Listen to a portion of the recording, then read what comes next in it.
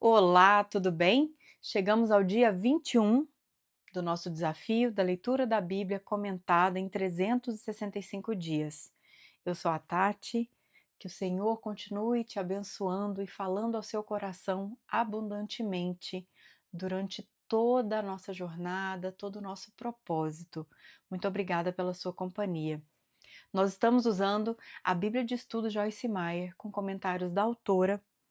Nós prosseguimos hoje no livro de Jó, hoje dos capítulos 18 ao 20. Que Deus nos abençoe e nos guie. Capítulo 18. Bildade. Então Bildade de Suar respondeu: Quando você vai parar de falar? Proceda com sensatez e depois poderemos conversar. Por que somos considerados como animais e somos ignorantes aos seus olhos? Ah, você que se dilacera de ira! Deve-se abandonar a terra por sua causa? Ou devem as rochas mudar de lugar? A lâmpada do ímpio se apaga e a chama do seu fogo se extingue. Na sua tenda a luz se escurece, a lâmpada de sua vida se apaga. O vigor dos seus passos se enfraquece e os seus próprios planos o lançam por terra. Por seus próprios pés você se prende na rede e se perde na sua malha. A armadilha o pega pelo calcanhar, o laço o prende firme. O nó corredio está escondido na terra para pegá-lo. Há uma armadilha em seu caminho. Terrores de todos os lados o assustam e o perseguem em todos os seus passos. A calamidade tem fome de alcançá-lo. A desgraça está à espera de sua queda e consome partes da sua pele. O primogênito da morte devora os membros do seu corpo. Ele é arrancado da segurança de sua tenda e o levam à força ao rei dos terrores. O fogo mora na tenda dele, espalha um enxofre ardente sobre a sua habitação. Suas raízes secam-se embaixo e seus ramos murcham em cima. Sua lembrança desaparece da terra e nome não tem, em parte alguma. É lançado da luz para as trevas, é banido do mundo. Não tem filhos nem descendentes entre o seu povo, nem lhe restou sobrevivente algum nos lugares onde antes vivia. Os homens do Ocidente assustam-se com a sua ruína e os do Oriente enchem-se de pavor. É assim a habitação do perverso. Essa é a situação de quem não conhece a Deus. Capítulo 19. Jó.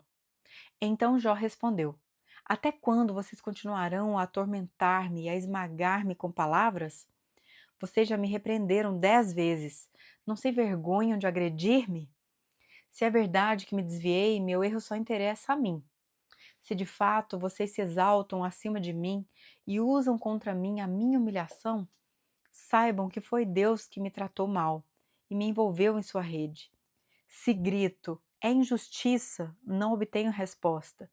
Clamo por socorro, todavia não há justiça. Ele bloqueou meu caminho e não consigo passar. Cobriu de trevas as minhas veredas. Despiu-me da minha honra e tirou a coroa da minha cabeça. Ele me arrasa por todos os lados enquanto eu não me vou. Desarraiga a minha esperança como se arranca uma planta. Sua ira acendeu-se contra mim. Ele me vê como inimigo. Suas tropas avançam poderosamente, cercam-me e acampam ao redor da minha tenda. Ele afastou de mim os meus irmãos. Até os meus conhecidos estão longe de mim. Os meus parentes me abandonaram e os meus amigos esqueceram-se de mim. Os meus hóspedes e as minhas servas consideram-me estrangeiro. Vem-me como um estranho. Chamo o meu servo, mas ele não me responde, ainda que eu lhe implore pessoalmente. Minha mulher acha repugnante meu hálito, meus próprios irmãos têm nojo de mim. Até os meninos zombam de mim e dão risada quando apareço. Todos os meus amigos chegados me detestam. Aqueles a quem amo voltaram-se contra mim. Não passo de pele e ossos, escapei só com a pele dos meus dentes. Misericórdia, meus amigos, misericórdia, pois a mão de Deus me feriu. Por que vocês me perseguem como Deus o faz? Nunca irão saciar-se da minha carne? Quem dera as minhas palavras fossem registradas, quem dera fossem escritas num livro, fossem talhadas a ferro no chumbo ou gravadas para sempre na rocha. Eu sei que o meu Redentor vive e que no fim se levantará sobre a terra. E depois que o meu corpo estiver destruído e sem carne, verei a Deus. Eu verei com os meus próprios olhos, eu mesmo e não outro, como anseia no meu peito o coração. Se vocês disserem, vejamos como vamos persegui-lo, pois a raiz do problema está nele, melhor será que temam a espada, porquanto por meio dela a ira lhes trará castigo, e então vocês saberão que há julgamento. Comentário da autora. Você está enfrentando uma grande dificuldade e sentindo-se abandonada por todos os que se importam com você? Jó certamente estava se sentindo dessa forma.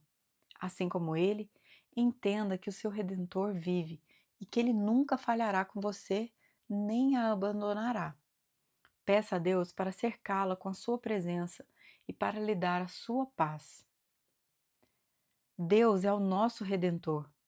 Desde que nos comportemos de forma adequada para com os demais, mesmo quando eles estão contra nós ou não nos compreendem, Deus nos recompensará por sermos leais a Ele. A fé acima dos sentimentos.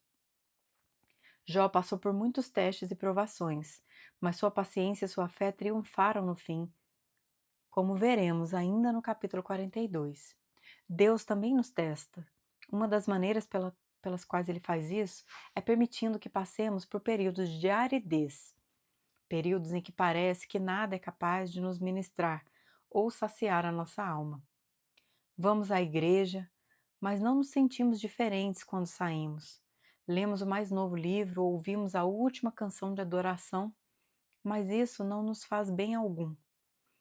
Já passei por períodos assim em minha vida e no meu ministério, e Jó certamente passou por eles de uma forma extrema, como podemos ver no capítulo 19.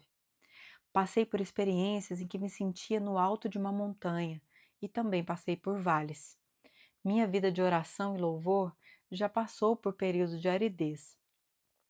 Houve vezes em que fui a uma reunião ou conferência e pude sentir a presença de Deus, e outras em que não senti absolutamente nada. Aprendi a crer que Deus está comigo, quer eu o sinta ou não. Também houve períodos em que podia ouvir a Deus com muita clareza e saber que havia ouvido uma palavra oportuna para mim. Houve outros momentos em que não ouvi absolutamente nada. Olhando para trás, para minha vida espiritual, percebo que algumas vezes eu estive subindo e descendo. Quando estava no alto, sentia que era salva, e quando estava no baixo, sentia que estava perdida. Quando tinha certeza de que Deus havia me chamado, ficava para cima. E quando sentia incerteza quanto ao meu chamado, ficava para baixo. Quando os tempos de aridez me atacavam, deixava que eles me afetassem. Naquele momento, eu não sabia o que estava acontecendo comigo ou por quê. Agora, entendo que Deus estava tirando todas as coisas prejudiciais de mim e me levando ao ponto em que não baseasse a minha fé em sentimentos. Serei honesta com você. Atualmente, raramente passo por períodos assim. Simplesmente amo a Deus e ponto final. Oro, creio que Ele me ouve e ponto final. Sei que fui chamada e saio para fazer o que fui chamada para fazer. E não vivo mais os altos e baixos que costumava viver. Por quê? Porque aprendi a parar de basear tudo em meus sentimentos e a viver por fé. Não permito que as minhas emoções determinem se eu creio que Deus está comigo ou não. Simplesmente escolho crer que Ele está. Isso não significa que eu nunca passo por um tempo difícil ou que eu nunca tenha um dia mau, mas esses períodos não controlam mais aquilo em que eu creio. Não creio que Deus possa permitir que vivamos de um clímax emocional ao outro. Se fizesse isso, dependeríamos demais desses momentos e provavelmente começaríamos a ter uma ideia a nosso respeito mais elevada do que deveríamos. Deus nos ama e nos protege de dependermos demais das emoções para que Ele possa continuar a nos usar. Precisamos aprender a confiar que Deus sabe o que está fazendo em nós. Se sentimos algo em nossas emoções, tudo bem. Se não sentimos nada, tudo bem também. Devemos nos lembrar de que estamos envolvidas com o seu chamado para toda a vida. E não apenas nos momentos em que nos sentimos bem, mas também nos momentos em que nos sentimos mal ou em que não sentimos nada. Seja paciente e permaneça fiel. Deus a ajudará e você ficará impressionada. Capítulo 20. Zofar. Então Zofar de Naamate respondeu: Agitam-se os meus pensamentos e levam-me a responder porque estou profundamente perturbado. Ouvi uma repreensão que me desonra e o meu entendimento faz-me contestar. Certamente você sabe que sempre foi assim, desde a antiguidade, desde que o homem foi posto na terra. O riso dos maus é passageiro, e a alegria dos ímpios dura apenas um instante, mesmo que o seu orgulho chegue aos céus e a sua cabeça toque as nuvens. Ele perecerá para sempre, como seu próprio excremento. Os que o tinham visto perguntarão: onde ele foi parar? Ele voa e vai-se como um sonho para nunca mais ser encontrado, banido como uma visão noturna. O olho que o viu não o verá mais, nem o seu lugar o tornará a ver. Seus filhos terão que indenizar os pobres. Ele próprio, com suas mãos, terá que refazer sua riqueza. O vigor juvenil que enche os seus ossos jazerá com ele no pó. Mesmo que o mal seja doce em sua boca e ele o esconda sob a língua, mesmo que o retenha na boca para saboreá-lo, ainda assim a sua comida azedará no estômago, e será como veneno de cobra em seu interior. Ele vomitará as riquezas que engoliu. Deus fará seu estômago lançá-las fora. Sugará veneno de cobra, as presas de uma víbora o matarão. Não terá gosto na contemplação dos regatos e dos rios que verterem mel e nata. Terá que devolver aquilo pelo que lutou, sem aproveitá-lo, e não desfrutará dos lucros do seu comércio. Sim, pois ele tem oprimido os pobres e os tem deixado desamparados, apoderou-se de casas que não construiu. Certo é que a sua cobiça não lhe trará descanso, e o seu tesouro não o salvará. Nada lhe restou para devorar. Sua prosperidade não durará muito.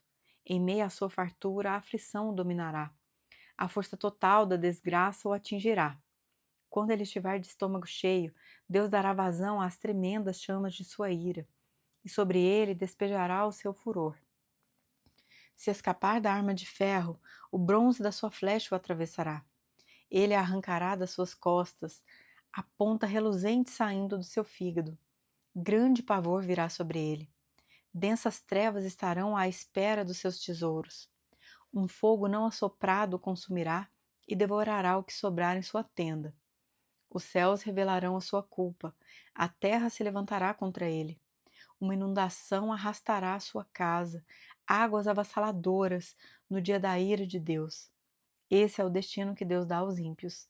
É a herança designada por Deus para eles. Chegamos ao fim do dia 21. Eu te aguardo para o nosso próximo episódio. Que o Senhor nos abençoe.